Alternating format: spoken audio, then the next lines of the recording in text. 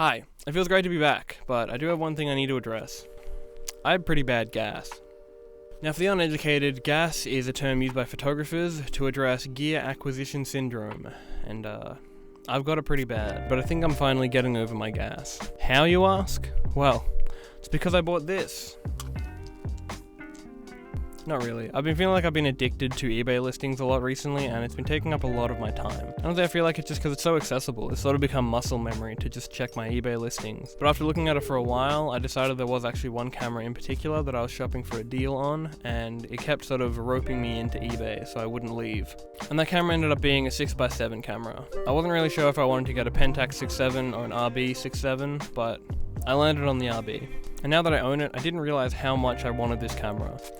So if you're struggling from gas, I think the healthy way to deal with it is to distance yourself from eBay and online stores and have something planned that you can do when you catch yourself face to face with a gold accented Hasselblad that's excellent plus and costs just enough that you may be able to afford it, so then you start to go on the deep web and see how much your kidney could go for. I tried drinking tea. Anyway, this video isn't about gas, it's actually about APS-C cameras.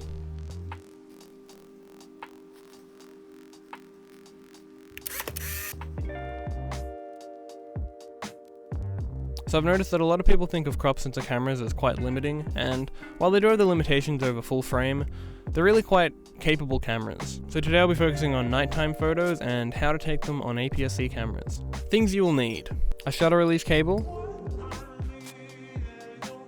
a tripod, and your APS-C camera. Now it really doesn't matter what kind of camera you have, whether it's a mirrorless, DSLR, or even a point and shoot.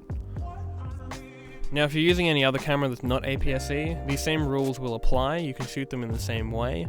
However, exposure time might be different depending on how big or small the sensor you're using is. But being digital, it is nice that you can always just adjust your settings after doing a test photo. So next you'll need a subject, preferably not moving. So I went out and tried to find some locations that interested me.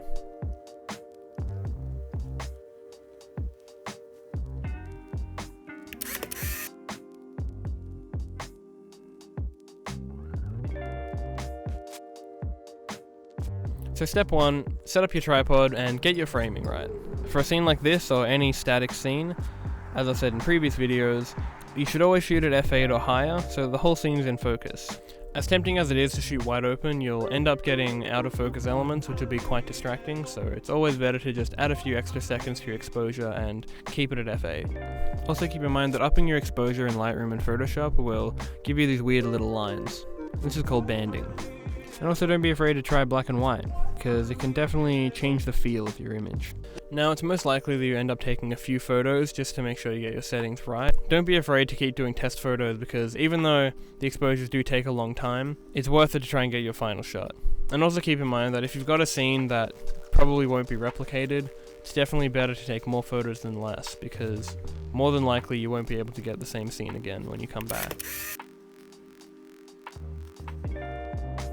Now it's most likely you'll be taking a few photos just to get tests and get your settings right, but when adjusting your settings, I'd probably just adjust your shutter speed, because as I said earlier, you don't want to be adjusting your aperture, and honestly for APS-C, I probably wouldn't want to be pushing your camera past 800 ISO.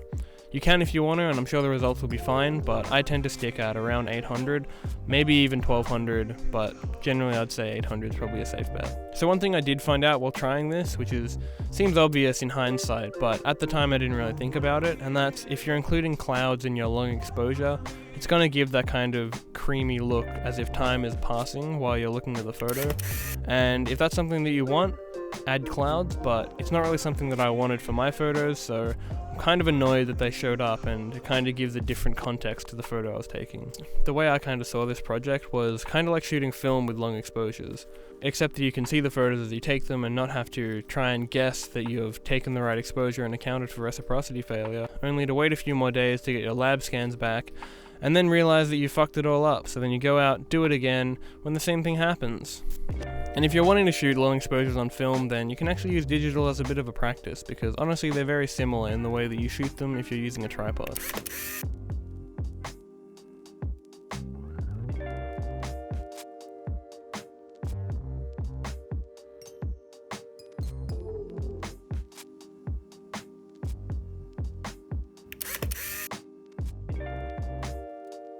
So I hope you got something out of this video, and if you want to see more photo experiments, then you can subscribe, and if you want to see more of my work, then you can follow me on Twitter and Instagram at MigMedia. So hope to see you again soon.